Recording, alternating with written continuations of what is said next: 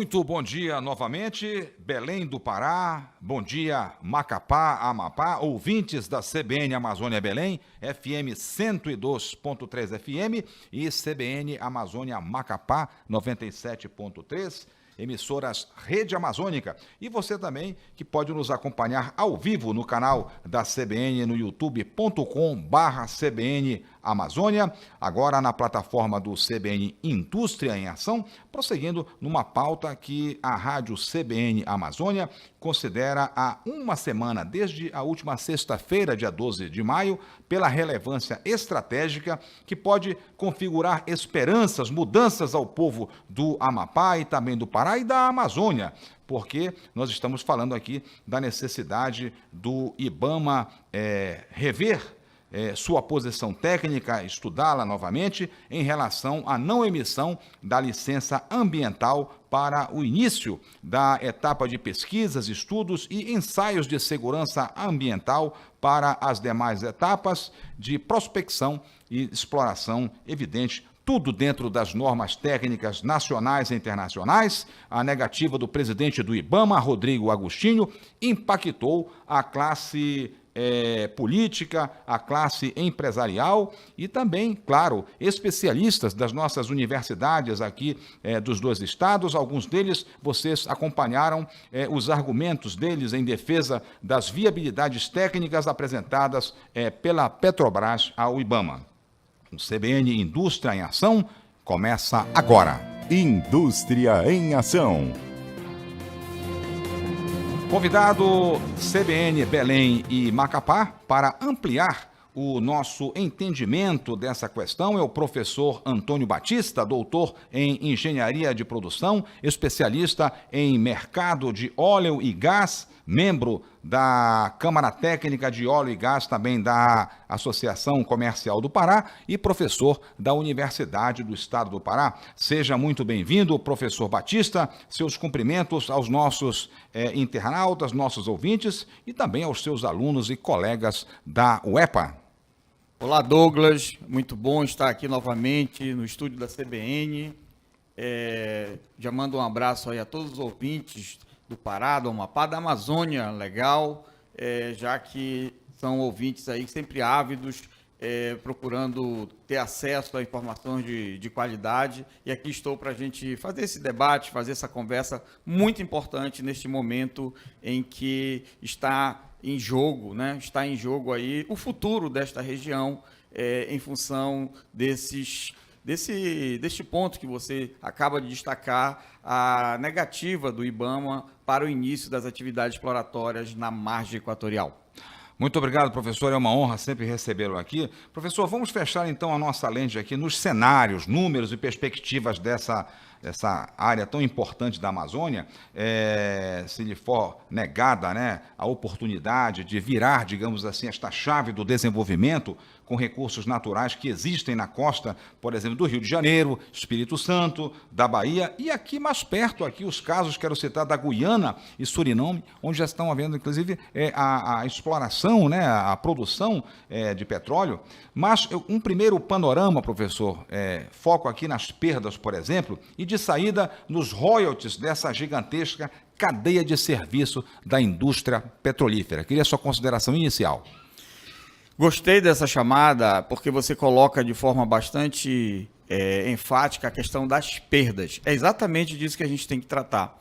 Essa negação da licença, ela dá foco da gente, então, trazer as dimensões dessas perdas que esta região aqui acaba tendo em função de nós sermos, não termos o direito de explorarmos petróleo e gás, como você mesmo já mencionou, a atividade que já ocorre de forma sustentável há mais de 50 anos no Brasil, né? As nossas empresas, em particular a Petrobras, têm grande competência técnica nesse tipo de atividade e também agora os nossos estados vizinhos, nossos países vizinhos também já iniciaram, ou seja, a gente ficou no vácuo, no vazio entre o Sudeste e os nossos países do Norte. Bom, em relação às perdas, Douglas, somente em 2022 o Estado do Rio de Janeiro recebeu em royalties 40 bilhões de reais. 40 bilhões. O Estado do Espírito Santo recebeu aproximadamente 3 bilhões de reais com royalties de petróleo e gás. Ora, nós estamos falando, então, de uma região como o Pará, o Amapá. O PIB do Pará é em torno de 17 bilhões de reais. Ou seja, essa indústria petrolífera ela tem capacidade de igualar, anualmente, o que esses estados geram de riqueza anualmente nas suas diversas fontes econômicas. Então, é muito significativo, somente em royalties, as perdas que isso representa, a gente não ter esse início. Agora, fora os royalties, você tem os investimentos.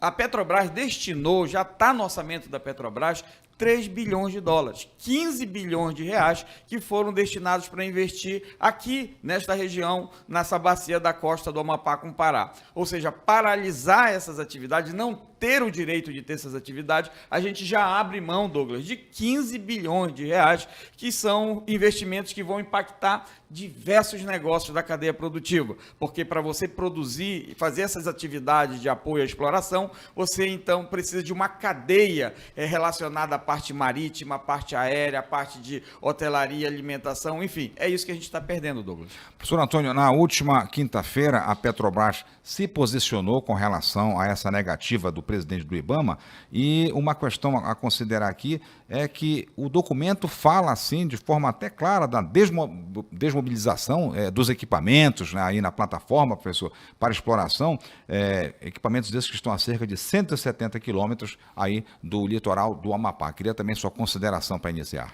Com muita tristeza eu fiz essa leitura no documento oficial da Petrobras, que ela divulgou para o mercado. Do ponto de vista técnico e econômico, a empresa está certa, porque ela já está mobilizada há quase 6 meses para começar essa atividade. Então, aqui mesmo no Porto de Belém, você tem várias empresas que se instalaram, que investiram no Porto de Belém. A gente pode ver na Baía do Guajará embarcações que vieram lá do Rio de Janeiro para dar esse suporte. Nós temos a sonda da Petrobras mobilizada, que já se encontra na costa do Amapá. Enfim, todos os equipamentos prontos para a gente iniciar as atividades exploratórias. No momento em que você não tem a licença, a Petrobras tem que tomar uma decisão. Então, a gente vê com muita preocupação este anúncio que ela pretende desmobilizar e repassar todos esses equipamentos para o Rio Grande do Norte, onde ela já conta lá com uma pré-licença ambiental. Mas a sociedade entende que é cedo para essa desmobilização, então está acontecendo uma série de reações, né? Principalmente da classe política, das instituições empresariais, que a gente tem já identificado documentos oficiais sendo encaminhados à Petrobras. O ministro das Minas e Energia ontem deu uma declaração e também encaminhou um ofício ao presidente da Petrobras para que suspenda de imediato essa desmobilização. Por quê, Douglas? O que acontece se houver essa desmobilização? Se houver a desmobilização, praticamente fechar completamente a janela de possibilidade para a gente ter atividade petrolífera nessa região, por uma única razão. Esses equipamentos, Douglas, eles são raros no mercado. Você não encontra a sonda à sua disposição a qualquer tempo. Então, mesmo se daqui a 1 ano, 2 anos, o órgão ambiental brasileiro entenda que faça uma reparação e emita essa licença, a gente pode correr o risco de não ter esses equipamentos disponíveis. E a gente vai para um final da fila e só poderá contar com isso daqui a 5, 10 ou 15 anos. Ou seja, a gente perde completamente a nossa janela. Portanto, Douglas, muito bom você ter trazido essa questão. Então, vamos todos continuar mobilizados, vamos todos fazer esses pleitos, principalmente agora é um pleito técnico à Petrobras, que aguarde mais um período, porque a gente vai reverter, a gente tem forças para comprovar de forma científica, né, científica e técnica, que a atividade exploratória na margem equatorial é viável do ponto de vista ambiental, é viável do ponto de vista técnico e, principalmente, ela é muito importante pelo lado social, porque é uma atividade que vai ser um divisor de água no desenvolvimento socioeconômico, em particular do Amapá, do Pará e do Maranhão. Ou seja, trazendo royalties, trazendo negócios para a cadeia de suprimento, empregos qualificados. Essa é uma das indústrias onde a faixa salarial é uma das maiores do mercado, entre outras questões que são derivadas a partir dessa atividade econômica. Você que ligou agora aqui na CBN Amazônia Belém e também Macapá, você escuta aí a voz e acompanha também as explanações do professor Dr. Antônio Batista, ele que é engenheiro de produção, especialista em gás e petróleo, mercado de gás e petróleo, membro da Câmara Técnica de Óleo e Gás da Associação Comercial do Pará e também professor da Universidade do Estado do Pará, que, como disse no início, está focando mais aqui na questão dos cenários, perspectivas, números que, quando são bem expostos, convencem a gente, porque os números falam por si mesmo. Professor, um navio desse, só para dar um rápido exemplo aqui, é quase $1 milhão de dólar a diária. Eu achei impressionante, porque eu sei que a escala é macro quando se trata de petróleo e mineração. É isso mesmo, é uma sonda, a diária de um navio sonda está na casa de milhões de reais por dia, né? Por dia para você manter uma embarcação dessa ancorada. As cifras do petróleo são sempre gigantescas, né? Não é à toa que o plano de negócio da Petrobras, divulgado no início do ano, para os próximos 4 anos é da ordem de 80 bilhões de dólares. Então, eu estou falando aí que uma única empresa de petróleo vai aportar nos próximos 4 anos 400 bilhões de reais, ou seja, que dá uma faixa de 100 bilhões de reais por ano. Você tem uma ideia, o PIB do Pará está na ordem de 180 bilhões por ano. Então, vejo como são expressivos esses números. Isso só de investimento. Fora todo depois o custeio, as contratações de bens e serviços no dia a dia da empresa. Então, o Pará, o Amapá e o Maranhão não podem prescindir de nós termos, é legítimo, é adequado, é ambientalmente sustentável nós termos a indústria de petróleo e gás para que ela possa irradiar todos esse desenvolvimento que já ocorre em cidades como Macaé, no Rio de Janeiro, em cidades como Vitória, no Espírito Santo, Mossoró, no Rio Grande do Norte, entre outros. Pois é, agora a gente vai para o cenário internacional, a gente vê, por exemplo, a exploração, porque hoje em dia você tem uma segurança muito grande com equipamentos de última geração, quando você vê sensores que trabalham, né? Enfim, você vai para o Alasca, por exemplo, que é um ecossistema muito frágil. Muito mais sensível. E há indústrias operando ali. Ano passado, o presidente Biden assinou a liberação para a exploração de petróleo e gás no Alasca, né? É em todo lugar. Por que isso, Douglas? Porque o mundo precisa de energia. Tá? Nós alcançamos 8 bilhões de pessoas. A cada ano, qualquer incentivo no desenvolvimento desses países, há uma demanda muito grande por energia. As energias sustentáveis, renováveis, são muito adequadas, têm crescido, a gente dá todo o apoio, a gente estimula que as energias renováveis cresçam, só que elas sozinhas não conseguem atender toda essa demanda por energia. Isso é preciso explicar, porque as pessoas não têm noção quando a gente fala do papel da eletricidade, que é importante para a questão de efeito estufa e tudo, mas a gente faz uma leitura muito simples no que o senhor está falando, professor. Não tem como segurar toda essa população no mundo em investimentos para ter emprego. Sem energia não tem como, Douglas. Por isso que o Brasil tem um número muito importante. Hoje as nossas reservas só garantem 10 anos de petróleo para o Brasil. Então a margem equatorial é a única grande possibilidade de reserva para a gente ampliar essa possibilidade do Brasil continuar sendo sustentável pelos próximos 20, 30 anos. Portanto, margem equatorial já. CBN Indústria em Ação, focando hoje a lente aqui ainda nessa questão da Foz do Amazonas, óleo e gás, cenários com a exploração dos recursos e também sem as atividades petrolíferas. Nosso convidado é o professor Dr. Antônio Batista, que é engenheiro de produção, especialista em mercado de gás e petróleo, membro da Câmara Técnica de Óleo e Gás da Associação Comercial do Pará e também professor da Universidade do Estado do Pará. Professor, eu me detive ontem lendo o documento da Petrobras e também eles dizem ali que atenderam essas exigências, professor. A Petrobras ontem convocou todos os funcionários e fez uma declaração, né, para os funcionários, para a sociedade também, né? A Petrobras é uma empresa de mercado, onde ela comprova que ela atendeu todos os requisitos do ponto de vista ambiental solicitados.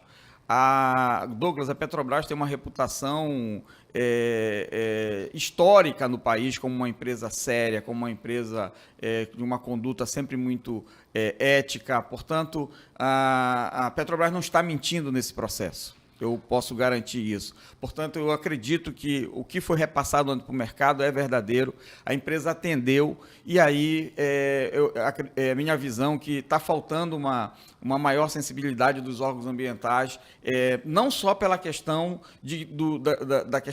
da segurança energética que esse projeto envolve, porque é necessário você identificar e explorar petróleo na margem equatorial por uma questão de segurança energética do Brasil. Mas mais do que isso, é também uma possibilidade de você fomentar o desenvolvimento socioeconômico dessa região. Daqui a pouco a gente vai falar dessa questão do reflexo aí na socioeconomia do Amapá e do estado do Pará. Mas me permita aqui, professor, esse documento aqui, e para você também que nos vê e nos acompanha, diz assim que o desenvolvimento deste bloco é um compromisso assumido pela Petrobras perante a Agência Nacional de Petróleo, que incorre em multa contratual se não for realizada. Olha, tudo é contrato enormes na área de petróleo.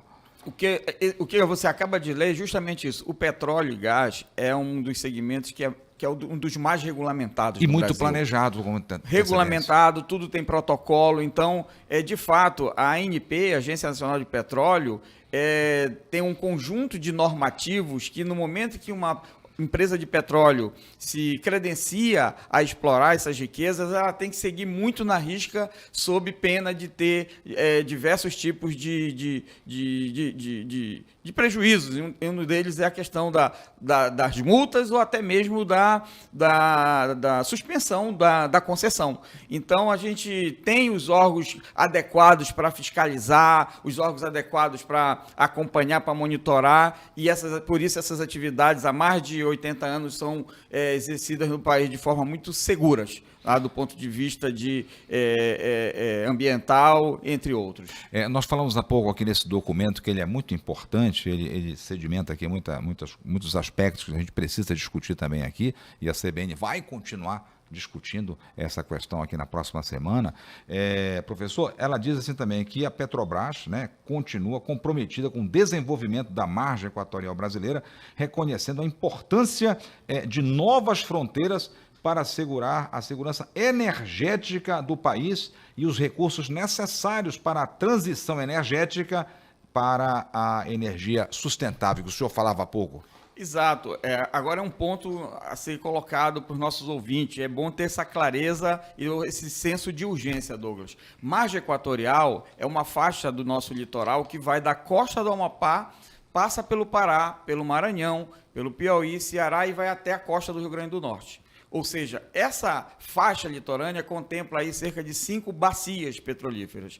No momento que a Petrobras diz eu continuo o compromisso com a margem equatorial, isso é verdadeiro, mas tem uma sinalização que ela quer inverter. Em vez de começar como estava no calendário, a partir do Amapá, descer para o Pará, nós temos campos em frente a Salinas, a cidade de Salinópolis. Então já tinha data para começar a exploração desses campos, que era 2026, daqui a pouco menos de 4 anos. Então, na hora que ela diz assim, olha, eu continuo na margem equatorial, mas que há uma possibilidade agora de eu começar pelo Rio Grande do Norte, significa que começando pelo Rio Grande do Norte, vai descer depois para o Ceará, vai descer para o Maranhão, e essa região aqui só tem possibilidades no intervalo de 10, 15, 20 anos. A gente vai perder uma geração. Por isso, a urgência da gente manter esses ativos mobilizados, pressionar tecnicamente, politicamente, da importância de rever um entendimento nessa decisão do órgão ambiental, a gente, o mais rápido possível, liberar essas atividades para que esses recursos, esses investimentos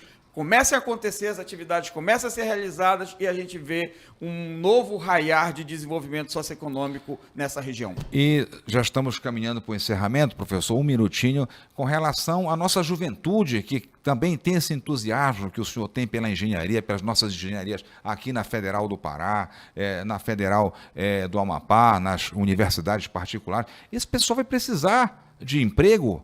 né?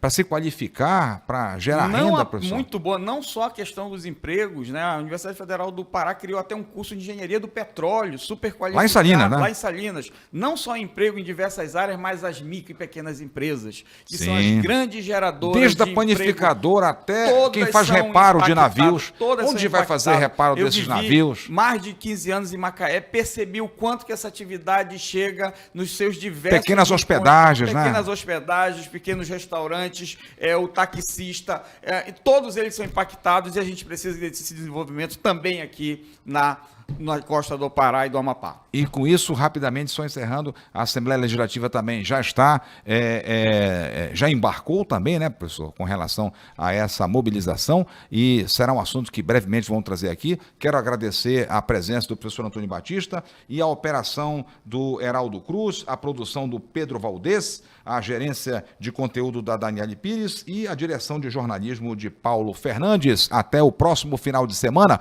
Vamos continuar falando aqui de óleo e gás e perspectivas para o nosso povo amazônida. Indústria em Ação, com Douglas Dinelli.